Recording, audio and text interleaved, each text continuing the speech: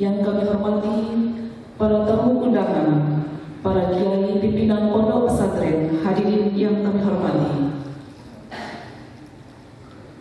Seraya mengharap rahmat dan ridho Allah Subhanahu wa Ta'ala, acara pembukaan halaqah pengembangan leadership pimpinan pondok pesantren yang diselenggarakan oleh Direktorat Pendidikan Diniyah dan Pondok Pesantren, Direktorat Jenderal Pendidikan Islam Kementerian Agama Republik Indonesia, hari Sabtu tanggal 13 Juni tahun 2015 dimulai.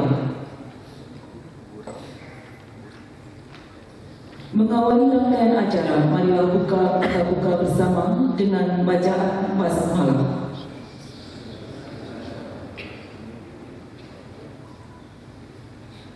Allah Ta'ala fil Qur'anil Karim, A'udzu billahi minasy syaithanir rajim. Wa idza quri'al Qur'anu fastami'u lahu wa ansitu la'allakum turhamun. Kita dengarkan lantunan pembacaan ayat suci Al-Quran oleh Saudara Haji Muhammad Rohani.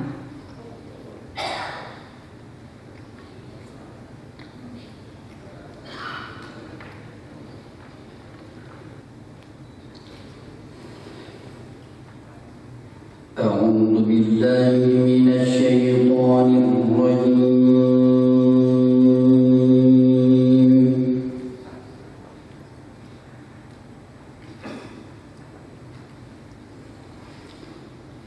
بسم الله الرحمن الرحيم.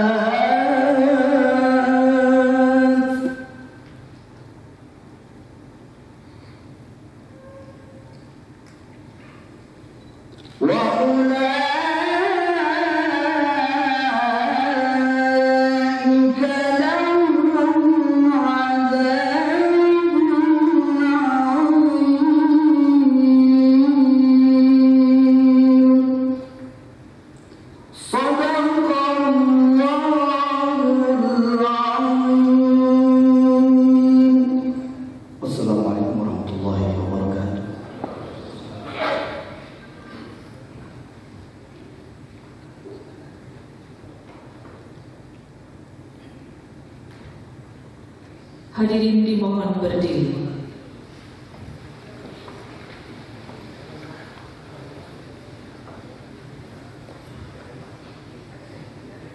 menyanyikan bersama lagu Indonesia Raya. Hiduplah Indonesia Raya.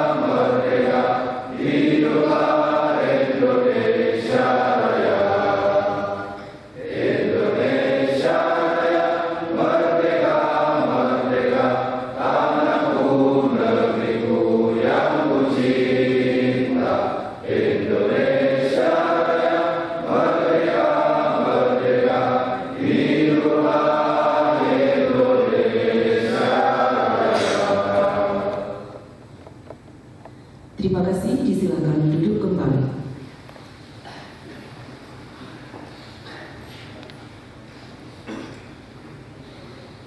Meniti acara berikutnya, sambutan selamat datang dari Kepala Kantor Wilayah Kementerian Agama Provinsi Jawa Tengah yang kami hormati Bapak Dr. Des Haji Ahmadi M.Ad.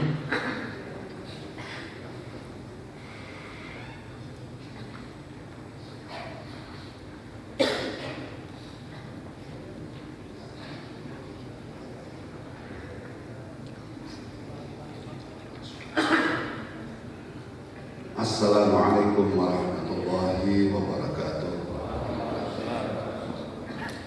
Alhamdulillahirabbil alamin.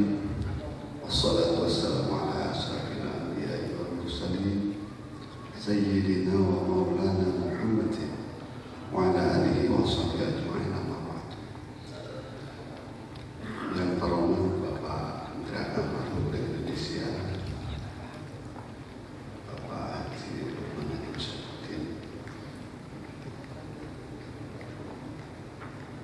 yang saya muliakan para alim ulama, para kiai, para ustaz yang tergabung dalam pondok pesantren di wilayah Provinsi Jawa Tengah, yang saya hormati Pak Sekretaris Dirjen Pendidikan Islam, Pak Kepala Pusat Perkenalan Agama Sekretariat Kementerian Agama, yang saya hormati pula Bapak Ketua PWNU Provinsi Jawa Tengah selaku ahli wilayah dalam kesempatan kegiatan ini. Hadirin sekalian yang berbahagia, alhamdulillah, puji syukur kita panjatkan kehadirat Allah Subhanahu wa taala. Salawat dan salam kepada junjungan kita Nabi Muhammad sallallahu alaihi wasallam. Pertama, kami ucapkan selamat datang kepada Menteri Agama yang berkenan hadir dalam kesempatan kegiatan halaqah dalam rangka peningkatan kualitas pimpinan Pondok Pesantren Jawa Tengah. Begitu pula selamat datang juga kepada Sekretaris Jenderal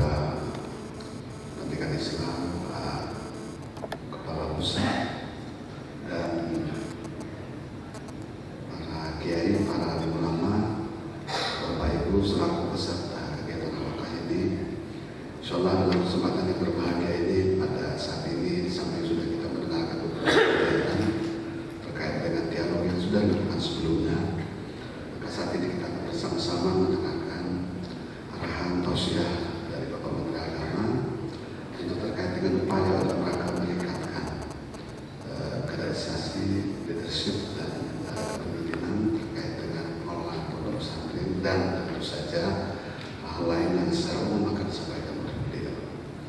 Karena itu sekali lagi kami ucapkan mengaturkan banyak terima kasih kepada Bapak Menteri Agama yang berkenan dalam kesempatan ini. Begitu juga beserta jajaran beliau dan semua kita yang hadir dalam kesempatan kegiatan ini. Sekali lagi terima kasih dan mohon maaf. Demikian. Allahumma waffiq wa min shaliq. Assalamualaikum warahmatullahi wabarakatuh.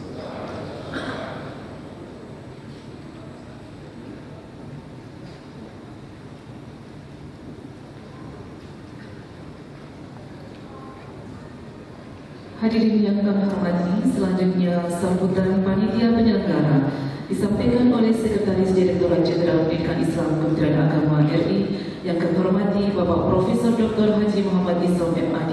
Disilakan.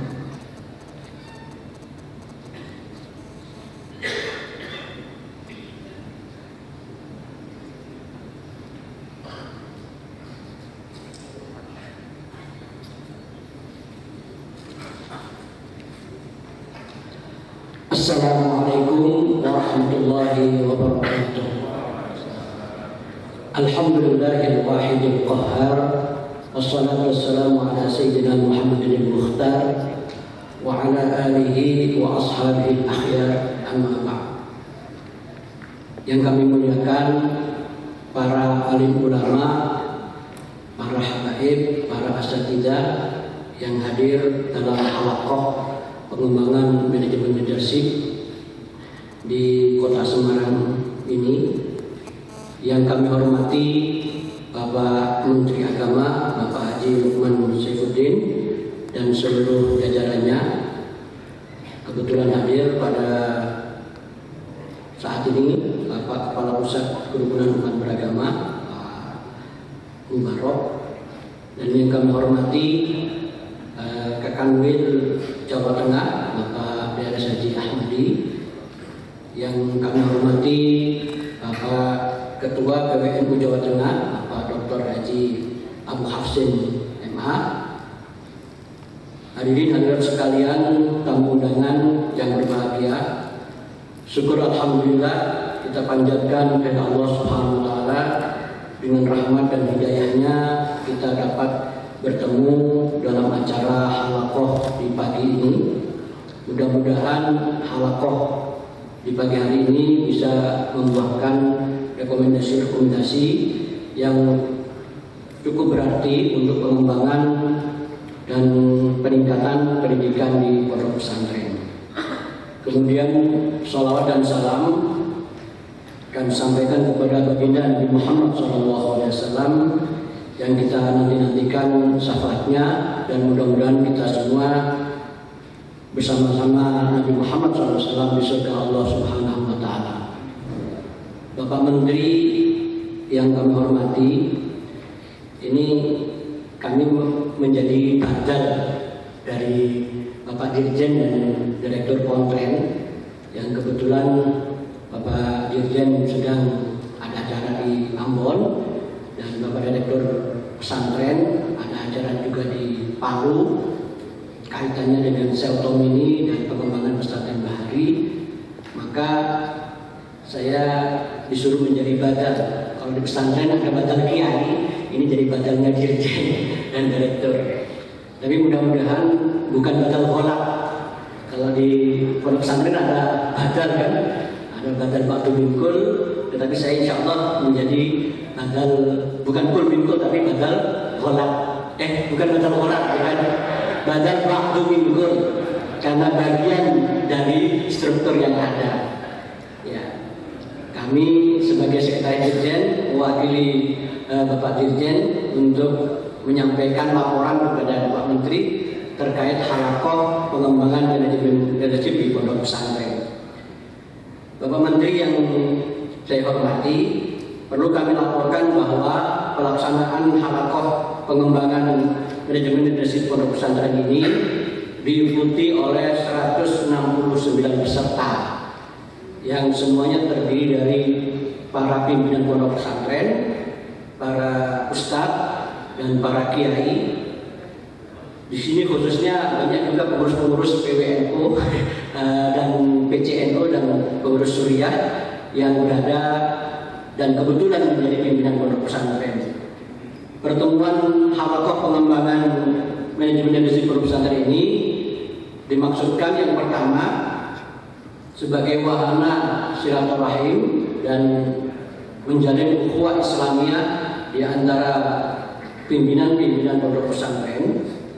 Kemudian yang kedua sebagai tempat untuk bermusyawarah dan saling tukar-menukar pikiran untuk pengembangan dan peningkatan serta untuk pengembangan dan peningkatan pendidikan pondok pesantren dan juga bagaimana kemandirian pondok pesantren untuk masa yang akan datang.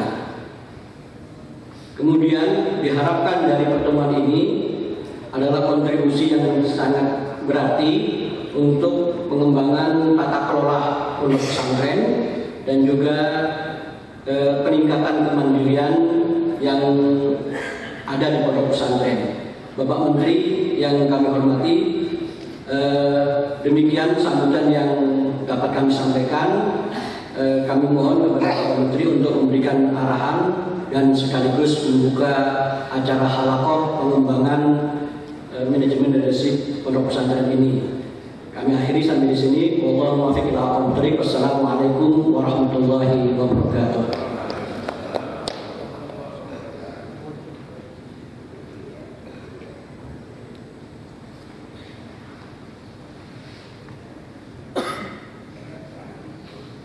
Bapak Ibu yang kami hormati, selanjutnya berkenan memberikan pengarahan sekaligus membuka acara secara resmi yang terhormat Menteri Agama Republik Indonesia, Bapak Haji Lukman Hakim Saifuddin. Disilakan.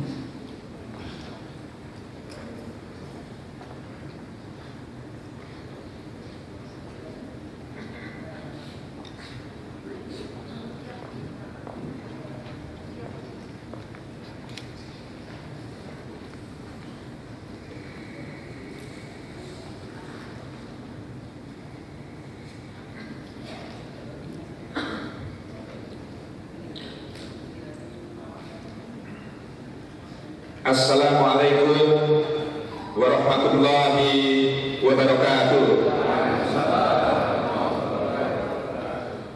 Bismillah, walhamdulillah, sumalhamdulillah, wassalatu wassalam ala rasulillah Sayyidina Muhammad ibn Abdillah wa ala alihi wa sahbihi wa mawala wa la hawla wa la quwwata illa billah. Yang saya muliakan para alim, para ulama, para masyayikh, para habaib yang hadir di tengah-tengah kita pada pagi menjelang siang hari ini. Wabil khusus kepada Al-Mukarram Bapak Kiai Haji Ubaidillah Sodaqoh, Bapak Kiai Haji Ahwani, Bapak Kiai Abu Hafsin. Ini banyak sekali kiai di sini. Ada kiai sudah lama saya tidak jumpa, Kiai Hanif, dulu pernah sama-sama di Senayan. Ini sahabat saya dari Brebes, kiai kita. Alhamdulillah. Saya mohon maaf saya tidak bisa sebutkan satu persatu. Yang saya hormati Sekretaris Direktorat Jenderal Pendidikan Islam pada Kementerian Agama Republik Indonesia, Profesor Dr. Isom, juga bersama kita Dr. Mubarok, Kepala Kerukunan Umat Beragama. Ini Bapak Kakanwil, Jawa Tengah. Hadirin sekalian, para pimpinan pondok pesantren se-Jawa Tengah yang berbahagia. Tentu saya sangat bersyukur bahwa pada hari ini bisa hadir di sini di hadapan para kiai, para ulama dalam rangka acara halaqah mengenai pengembangan manajemen kepemimpinan pondok pesantren. Saya tadi agak kaget juga membaca ini karena ada kata leadership gitu ya. Halaqah pengembangan leadership. Ini bisa Pak Isom, kita di Kementerian Agama bisa kualat ini kalau leadership pondok pesantren kok berani-beraninya Kementerian Agama mengembangkan leadership. Sebenarnya sejak mula dalam teks saya itu adalah lebih pada manajemen sebenarnya. Yang ingin kita kembangkan adalah manajemennya, pengelolaannya. Karena kalau kepemimpinannya tentu nggak berani lah kita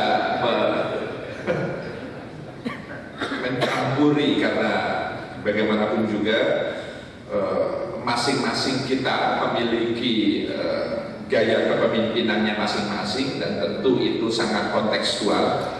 Tapi sebenarnya sebagaimana yang tadi telah disampaikan oleh Sekretaris Direktur Jenderal Pendidikan Islam bahwa inti dari kegiatan kita ini adalah selain tentu sebagai ajang musyawarah di antara kita saling berbagi mungkin pengetahuan, pengalaman dalam rangka mengembangkan manajemen pondok pesantren kita, yang tidak kalah pentingnya adalah bagaimana kita juga bisa disegarkan ingatan kita terkait dengan eksistensi pondok pesantren ini, dan yang tidak kalah pentingnya adalah antisipasi kita ke depan, karena kita hidup di tengah-tengah masyarakat yang sangat dinamis, yang terus berkembang, dan tentu tidak ada pilihan lain bagi kita, bagi pondok pesantren yang hakikatnya memang hidup di tengah-tengah masyarakat, itu pun juga harus bisa memberikan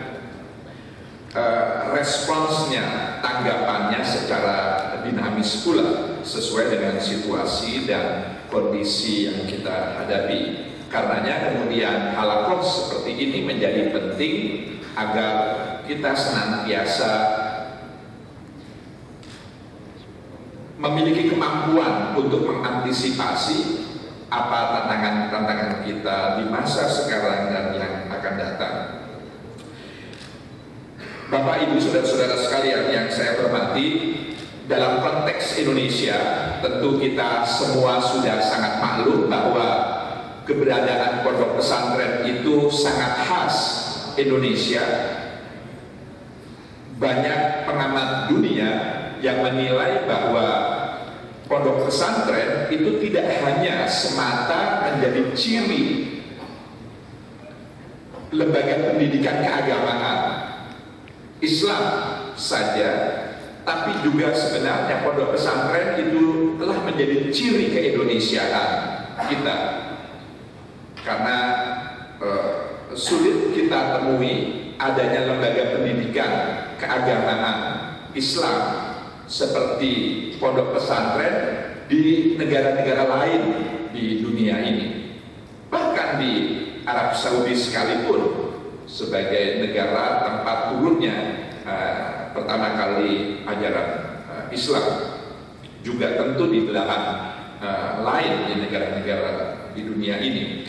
Karena memang kita sama tahu abad-abad 15, abad 16, ketika oleh sebagian sejarawan Islam masuk di Indonesia, atau bahkan ada yang mengatakan jauh sebelum itu, tradisi pesantren itu sudah begitu membudaya di beberapa wilayah di Nusantara ini. Dan lalu kemudian ketika Islam masuk, maka kemudian tradisi ini tetap dijaga, tapi lalu kemudian dikembangkan sesuai dengan kebutuhan situasi dan kondisi pada saat itu.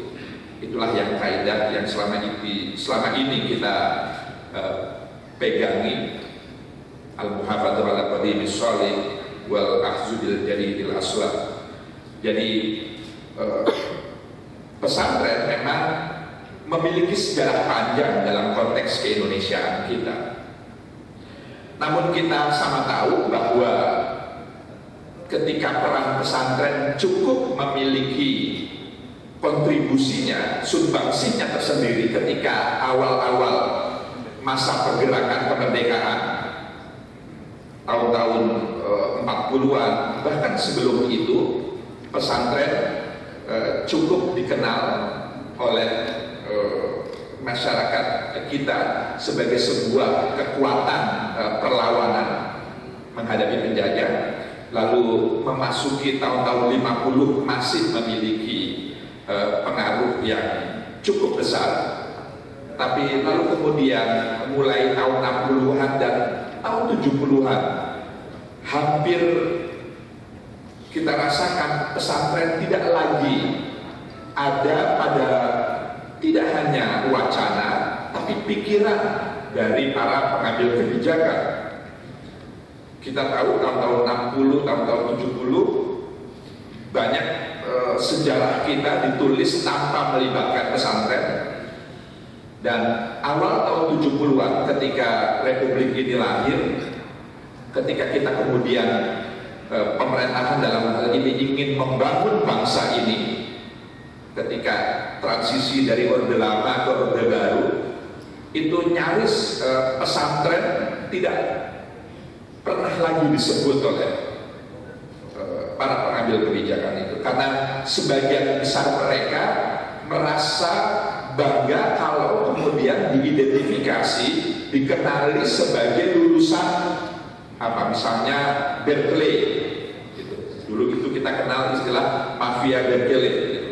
Pokoknya lulusan Amerika, lulusan Eropa, lulusan dari luar negeri, itulah yang menjadi kebanggaan itu. Pesantren lalu kemudian dicitrakan sebagai sebuah lembaga yang terbelakang, yang katakanlah kaum sarungan gitu, kaum yang sama sekali tidak mampu membangkitkan rasa percaya diri pada lulusannya, pada orang-orang yang bergerak menangani berkecimpung di pesantren itu sendiri. Itulah kemudian kenapa seorang lulusan pesantren almarhum al-Makfurlah Bapak Kiai Haji Saifuddin Zuhri lalu kemudian merasa perlu untuk membuat buku berjudul Guruku Orang-orang dari Pesantren awal tahun 1974, masa ketika pesantren sama sekali tidak lagi dikenal orang, dilupakan orang. Semua orang bangga bahwa gurunya adalah orang-orang Amerika, orang-orang Eropa, orang-orang luar, dan para teknokrat. Dan pada saat itulah kemudian ada kegalauan, ada kerisauan yang luar biasa pada diri seorang Saifuddin Zuhri, dan karenanya dia merasa perlu menulis sebuah buku sebagai persaksiannya bahwa pesantren juga sesungguhnya telah memberikan kontribusi yang cukup besar bagi bangsa dan negara. Itulah kenapa Guruku Orang-orang dari Pesantren selain menyebutkan sejumlah guru-gurunya yang tidak hanya mampu melahirkan orang-orang yang juga berkontribusi bagi bangsa dan negara ini, tapi juga ikut serta dalam pergerakan perjuangan kemerdekaan kita dan lain sebagainya. Dan mulai saat itulah lalu kemudian anak-anak muda kita pertengahan atau akhir tahun 70-an, mulai tahun 77, 78, 79 yang dimotori oleh Gus Dur ketika itu, Bapak Kiai Haji Abdurrahman Wahid, ada beberapa nama, Muhammad Muqtasim Billah, lalu Nasiruddin Hasan, lalu banyak tokoh-tokoh, Abdullah Syarwani, Fahmi Ja'far Saifuddin, dan beberapa yang lain, lalu kemudian merasa perlu untuk memperkenalkan pesantren ke dunia luar. Itulah awal-awal ketika banyak lembaga swadaya masyarakat tingkat nasional, LP3IS, Perhimpunan Pengembangan Pesantren dan Masyarakat P3M, LSP, dan banyak yang lain mulai memperhatikan bagaimana agar keberadaan pondok pesantren ini tetap bisa dijaga dan dipelihara. Dan mulai memasuki tahun 80-an, lalu kemudian pondok pesantren banyak melakukan pengembangan kegiatan kemasyarakatan. Kebetulan saya termasuk yang ikut terlibat pada pertengahan atau akhir tahun 80-an itu. Lalu kemudian lahirlah biro-biro pengembangan masyarakat di sejumlah pesantren kita, di Cipasung, di Maslahul Huda, di Kajen, di Nurul Jadid, di Asem Bagus, dan banyak tempat pondok-pondok kita.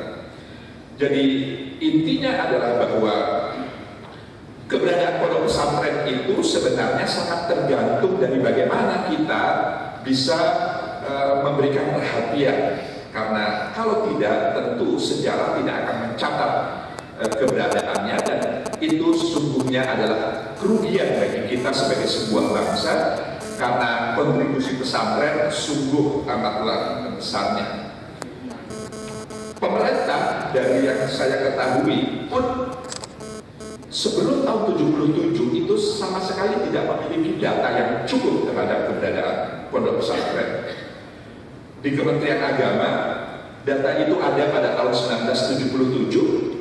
Itu artinya sebelum itu tidak cukup ada data, dan kalau tidak ada data artinya perhatiannya ya kita bisa simpulkan sendiri. Sekedar perbandingan saja betapa pertumbuhan pondok pesantren ini luar biasa pesatnya.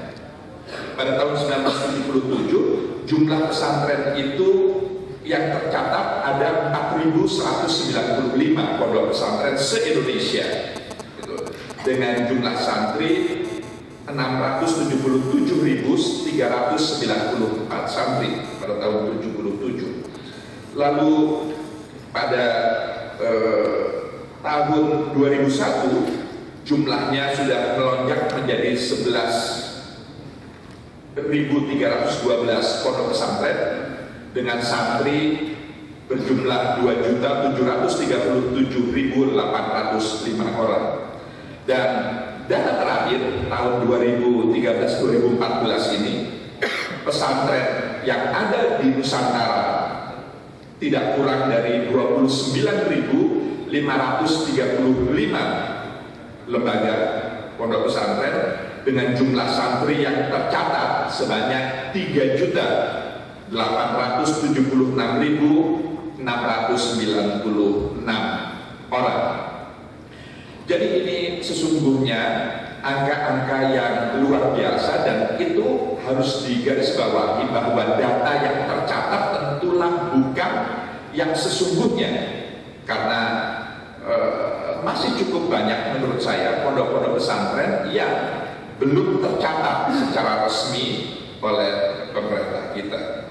Namun terlepas apapun, yang jelas adalah bahwa itu adalah angka yang luar biasa besarnya, dan tentu akan sangat bisa mempengaruhi, bukan hanya bisa, tentu akan sangat mempengaruhi bagaimana wajah Indonesia khususnya dalam faham keagamaan Islamnya, karena kita tahu Indonesia adalah negara dengan jumlah muslim terbesar di dunia.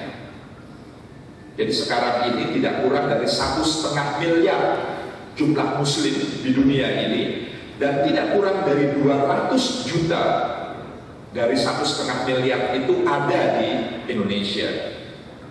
Dan pondok pesantren sesungguhnya adalah jantung dari pendidikan keagamaan, selain tentu madrasah, selain juga tentu berbagai macam lembaga pendidikan formal maupun informal, majelis taklim dan lain sebagainya. Tapi pondok pesantren sesungguhnya merupakan jantung dari lembaga pendidikan Islam di Indonesia ini. Karena setidak-tidaknya ada 3 ciri yang menandai keberadaan dari pondok pesantren itu. Terlepas ragam jenis itu sangat majemuk, sangat beragam, sangat beraneka rupa, Tapi di antara pesantren yang beragam itu setidak-tidaknya 3 hal itu tidak bisa tidak ada pada pesantren dan karenanya kemudian menjadi ciri dari pesantren itu sendiri. Pertama, pesantren itu adalah lembaga pendidikan, itu jelas. Jadi tidak ada pesantren yang tidak melakukan proses pendidikan. Jadi semua pesantren itu hakikatnya adalah lembaga pendidikan. Ini yang ciri pertama. Yang kedua adalah pesantren itu adalah lembaga keagamaan Islam, lembaga penyiaran keagamaan Islam. Jadi fungsi dakwahnya, fungsi menyebarluaskan ajaran Islam itu selalu dilakukan oleh setiap pondok pesantren. Selain fungsi yang pertama tadi sebagai lembaga pendidikan. Dan yang tidak kalah pentingnya, yang ketiga adalah sebagai institusi pranata yang mengembangkan pengembangan masyarakat di tengah masyarakatnya, melakukan pengembangan pranata sosial di lingkungannya. Jadi tidak ada pondok pesantren yang dia hidup seperti di Menara Gading yang sama sekali tidak bersentuhan dengan realitas sosialnya. Setiap pesantren, sekecil apapun dia, tentu akan kita dapati dia memiliki dampak bagi lingkungan sosialnya karena melakukan fungsi-fungsi pengembangan masyarakat dengan berbagai program dan aktivitasnya. Jadi 3 hal inilah yang sesungguhnya menjadi kekuatan dari pondok pesantren itu, dan di tengah-tengah tantangan sekarang yang luar biasa kompleksnya, maka kemudian pengelolaan manajemen pondok pesantren menjadi penting untuk selalu kita up to date, selalu untuk kita sesuaikan, kita lakukan justifikasi, adjustment, penyesuaian, karena memang dinamika masyarakat itu luar biasa tingginya. Ekspektasi, harapan masyarakat itu cukup besar dan semakin membesar, dan karenanya keluarga besar pondok pesantren tentu juga harus memiliki pemahaman dan sekaligus kemampuan untuk bagaimana merespon ekspektasi atau harapan-harapan masyarakat tersebut.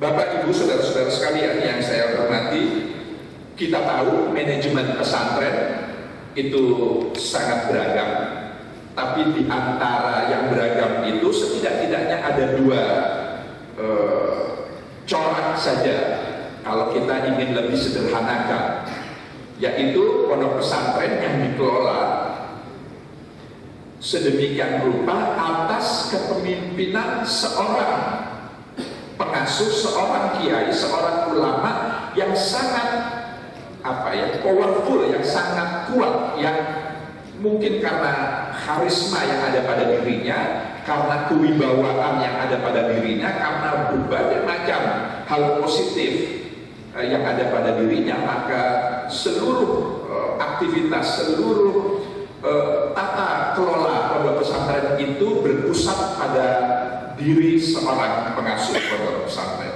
Jadi ada kepemimpinan tunggal di situ. Dan sampai sekarang kita bisa lihat corak tata kelola pengelolaan manajemen pesantren seperti itu.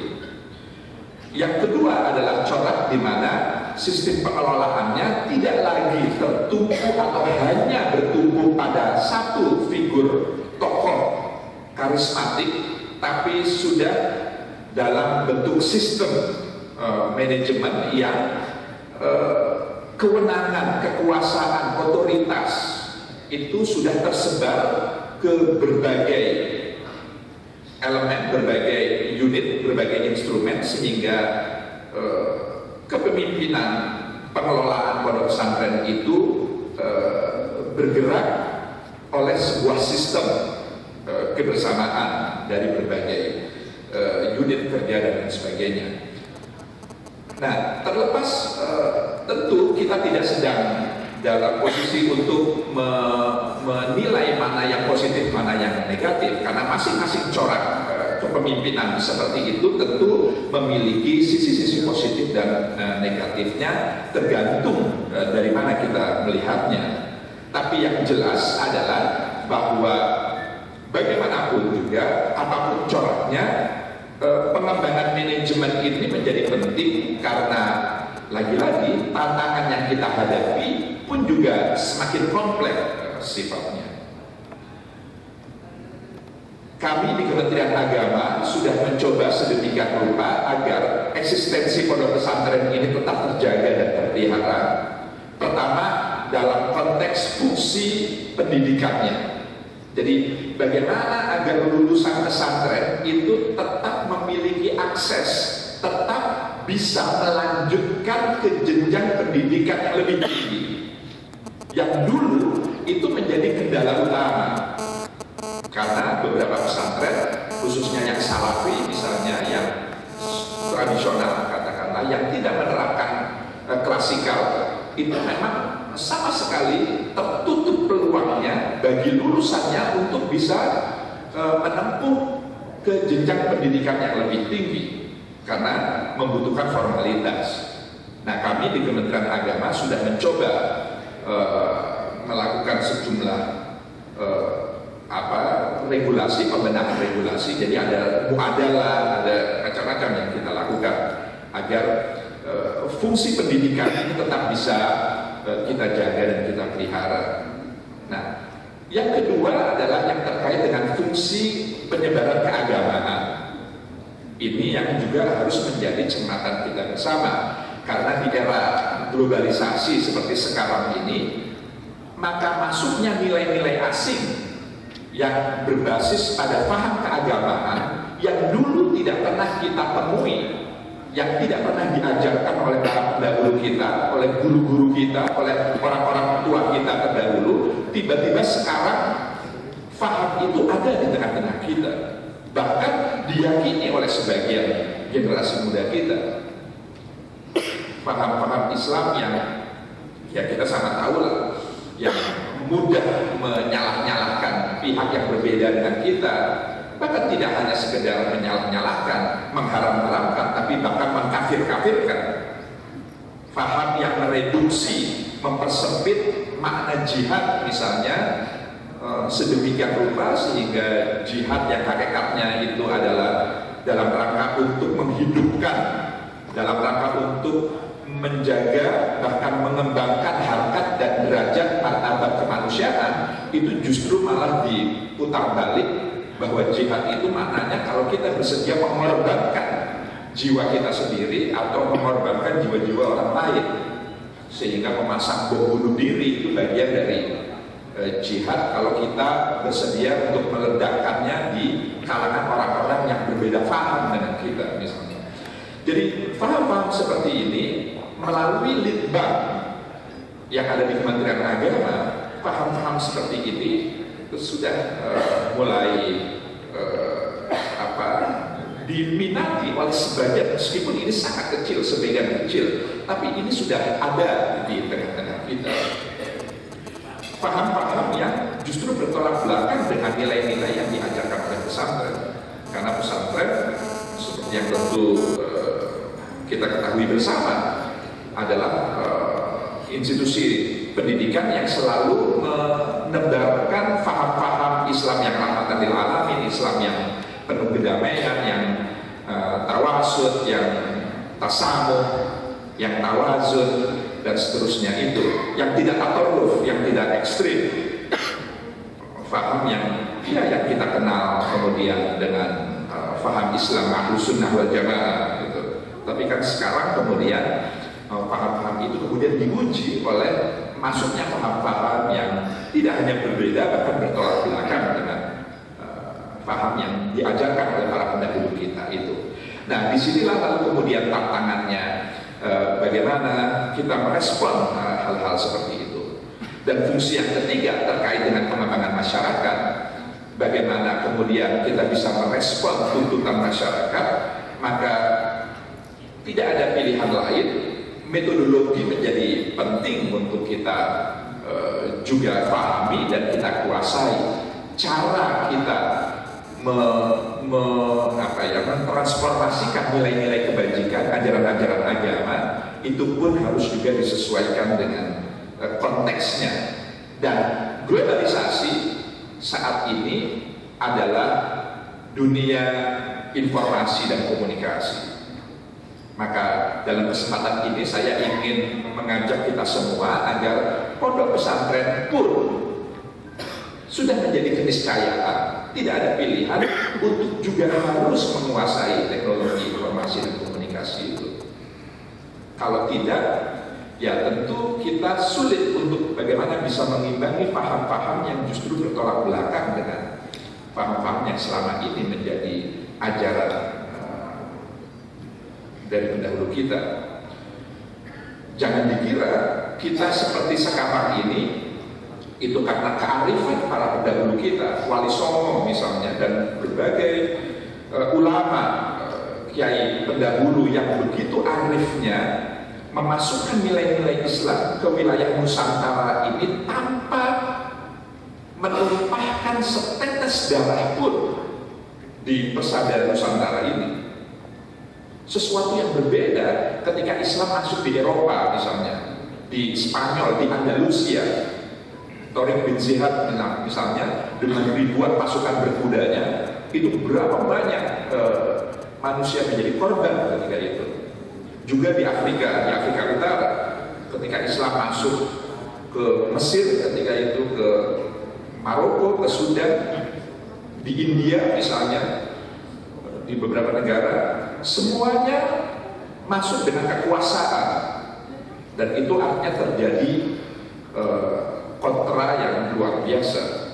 Tapi di Indonesia Islam tidak seperti itu, karena akulturasi yang dilakukan itu begitu tinggi, dan itulah bukti dari kearifan kebijakan para pendahulu kita, sehingga kemudian kita bisa merasakan bagaimana berislam seperti yang kita rasakan ini. Islam yang bisa hidup di tengah-tengah kemajemukan, Islam yang juga bisa menerapkan nilai-nilai demokrasi, Islam yang juga menghormati, menjunjung tinggi hak asasi manusia, dan seterusnya. Tapi jangan merasa bahwa ini adalah sesuatu yang taken for granted, yang begitu saja ada di tengah kita, karena ini adalah hasil dari para pendahulu kita.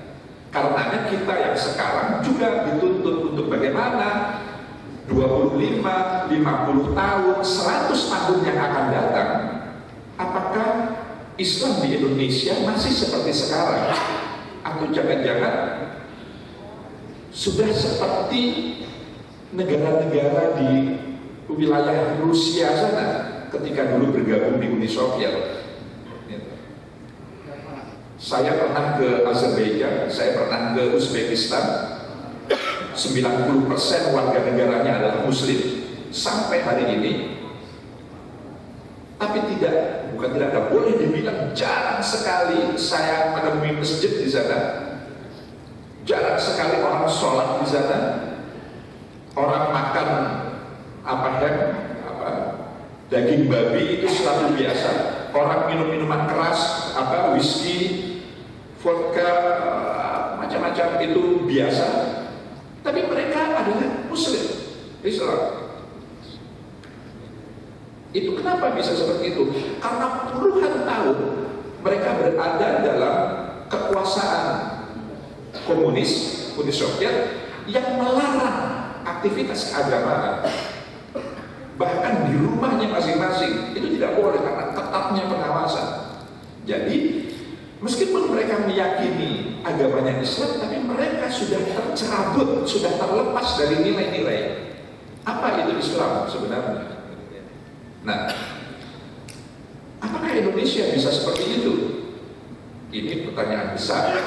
Tentu berpulang kepada kita, bagaimana kita bisa menjaga dan memelihara kondisi yang tentu masih banyak kekurangannya, kita harus akui itu. Tapi setidak-tidaknya kita bersyukur bahwa yang kita alami sekarang itu alhamdulillah, kegiatan-kegiatan keagamaan tidak ada yang melarangnya, semuanya diberikan kebebasan untuk mengekspresikan, bahkan untuk menjalani, untuk memeluk dan untuk menjalankan ajaran agama yang kita peluk. Jadi inilah sesuatu yang harus dirawat, dan lagi-lagi dalam konteks Islam, maka pondok pesantren adalah yang utama. Yang tidak bisa tidak, selain madrasah tentu, selain majelis-majelis taklim tentu, dan berbagai aktivitas masyarakat muslim, tapi pondok pesantren sesungguhnya bagi kita merupakan jantung dari semua aktivitas bagaimana agar nilai-nilai Islam itu tetap bisa lestari. Dan nilai Islam tentu adalah Islam yang tadi itu, Islam yang rahmatan lil alamin, Islam yang tidak kemudian dengan mudah menyalah-nyalahkan orang, mengharam-haramkan orang, bahkan mengkafir-kafirkan orang hanya karena persoalan-persoalan yang tidak prinsipil. Karena implikasi, konsekuensi dari mengkafir-kafirkan itu seperti yang terjadi di Suriah, di Irak, itu lalu kemudian menjadi halal, menjadi sah darahnya untuk ditumpahkan. Jadi kita tidak pernah membayangkan sesama meneriakkan takbir gitu, sama-sama meneriakkan Allahu Akbar, tapi kemudian saling menumpahkan darah di antara mereka. Itu nyata terjadi sekarang ini di belahan wilayah lain di dunia ini. Jadi Bapak Ibu sekalian, tentu semuanya itu harus kita sadari, dan halakoh seperti ini menjadi penting karena kemudian masing-masing kita tentu memiliki kelebihannya masing-masing, dan karenanya kemudian kita bisa saling belajar dari sesama kita bagaimana mengantisipasi tantangan yang kita hadapi. Karenanya atas nama Kementerian Agama saya mengucapkan terima kasih tidak hanya kepada kantor wilayah Kementerian Agama Jawa Tengah, tapi juga pengurus Nahdlatul Ulama dan seluruh peserta halakoh ini, bahwa kelancaran atau kesuksesan acara ini sangat tergantung dari kita semua, dan mudah-mudahan pertemuan seperti ini tentu nanti akan ada rekomendasi-rekomendasi. Dari rekomendasi itulah kita berharap ada sesuatu yang bisa kita tindak lanjuti dalam upaya bagaimana agar pengelolaan pondok pesantren ini tetap bisa kita kembangkan dalam respon tantangan yang kita hadapi. Demikianlah Bapak Ibu, saudara-saudara sekalian yang ingin saya sampaikan, dan akhirnya dengan senantiasa memohon ridho dari Allah Subhanahu wa Ta'ala, dan dengan mengucapkan Bismillahirrahmanirrahim, maka halakoh pengembangan manajemen kepemimpinan pondok pesantren di Jawa Tengah pada hari ini saya nyatakan dibuka. Semoga Allah Subhanahu wa Ta'ala senantiasa memberi kita kekuatan untuk terus berkemampuan menjalankan amanah yang ada pada pundak kita masing-masing. Demikian, wabillahi taufiq wal hidayah, wallahu muwaffiq ila aqwamit thoriq. Wassalamualaikum warahmatullahi wabarakatuh. Dilanjutkan dengan pemukulan gong oleh Menteri Agama Republik Indonesia. Mohon untuk mendampingi Bapak Menteri, Sekretaris Direktorat Jenderal Pendidikan Islam Kementerian Agama Republik Indonesia, dan Kepala Kantor Wilayah Kementerian Agama Provinsi Jawa Tengah.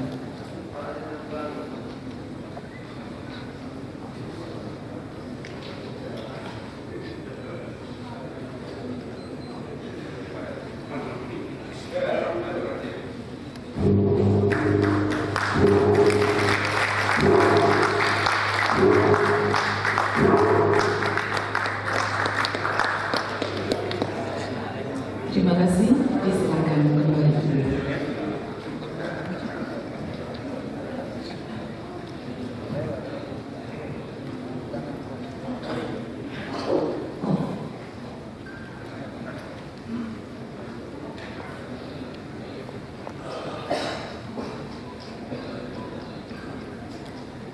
Hadirin yang berbahagia, sebagai wujud rasa syukur kehadirat Allah Subhanahu wa Ta'ala, marilah sejenak kita berdoa bersama. Sebagai imam doa, Bapak Kiai Haji Subhan Ma'mun.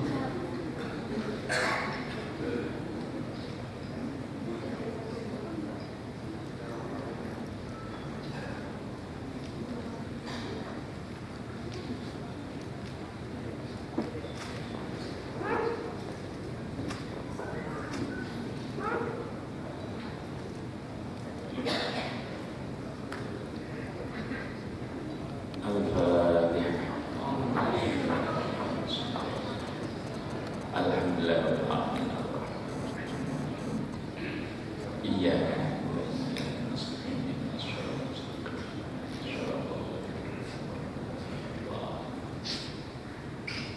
اللهم صل على وحبيبنا وشفيعنا ونبينا محمد وبارك وسلم اجمعين حمدا شاكرين حمدا نعيما حمدا يوافي يا ربنا لك الحمد كما ينبغي لجلالك وجهك اللهم صل على محمد عبدك ورسولنا بالأمي وعلى آله وصحبه وسلم تسليما بقدر عظمتك في كل مدحين اللهم يا الله بحق سورة الفاتحة افتح لنا ولمن حضر عندنا أبواب فضلك برحمتك يا أرحم الراحمين اللهم ثبت طلابنا في معاهدنا في إندونيسيا ثبت الذين آمنوا بكل ثابت ربنا إني أسكنت من ذريتي بواد غير ذي زرع عند محرم ربنا أقيموا الصلاة فاجعل أفئدة من الناس تهوي إليهم وارزقهم من الثمرات لعلهم يشكرون اللهم اغفر لمؤسس معاهدنا في إندونيسيا ولمن سبقنا بالإيمان اللهم اغفر لهم وارحمهم وعافهم واعف عنهم واسع مدخلهم واغسلهم بالماء والثلج والبرد ونقل من الخطايا كما ينقل اللهم احنا واياهم على سبيل الصالحين واحشرنا واياهم على سبيل برحمتك يا ارحم الراحمين اللهم اغفر لأمة سيدنا محمد اللهم ارحم أمة سيدنا محمد اللهم اصلح أمة سيدنا محمد اللهم استر أمة سيدنا محمد اللهم اجبر أمة سيدنا محمد اللهم سلم شباب أمة محمد من الزنا واشف الخمر وفتنة هذا الزمن برحمتك يا ارحم الراحمين اللهم تمتعنا هذا مسلما مرحوما وتفرنا من بعده تفرقا طيبا باركا معصوما اللهم عاتب ولاتنا لمن خافك واتقاك ولمن امن والآلاء برحمتك يا ارحم الراحمين اللهم يا الله انا نسالك صحة في التقوى وطول العمر في حسن عمل وارزقنا رزقا واسعا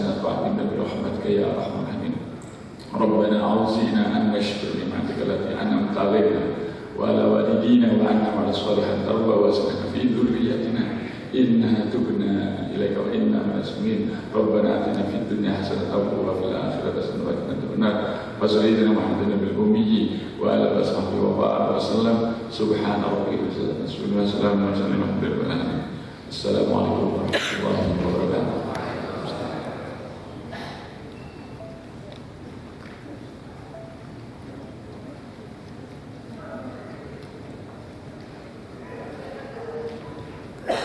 Bapak dan Ibu yang kami hormati, acara pembukaan halaqah pengembangan leadership pimpinan pondok pesantren yang diselenggarakan oleh Direktorat Pendidikan Dunia dan Pondok Pesantren Direktorat Jenderal Pendidikan Islam Kementerian Agama Republik Indonesia selesai. Teriring puji dan syukur kehadirat Allah Subhanahu wa Ta'ala, marilah kita ahli bersama dengan bacaan hamdalah. Terima kasih. Wabillahi taufiq wal hidayah. Wassalamualaikum warahmatullahi wabarakatuh.